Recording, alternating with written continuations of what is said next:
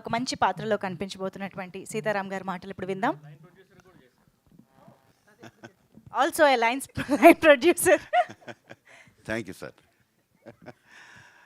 ప్రతి సినిమాకి 4 పిల్లర్లు ఉంటాయండి. ఈ సినిమాకి 5 పిల్లర్లు ఉన్నాయి.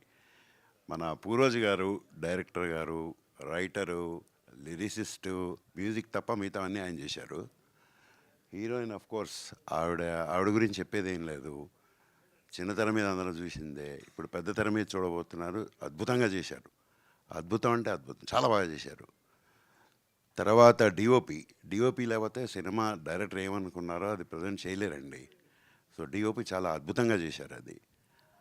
తర్వాత మన యాక్టర్స్ పేరు వీళ్ళు వాళ్ళు అని కాదండి, ఇక్కడ ఉన్న అందరూ చాలా బాగా చేశారు. ఇక్కడ లేని ఇంకా కొంతమంది ఉన్నారు, వాళ్ళు కూడా చాలా బాగా చేశారు. సో ఓవరాల్గా చెప్పొచ్చేది ఏంటంటే సినిమా అవుట్పుట్ చాలా బాగా వచ్చింది.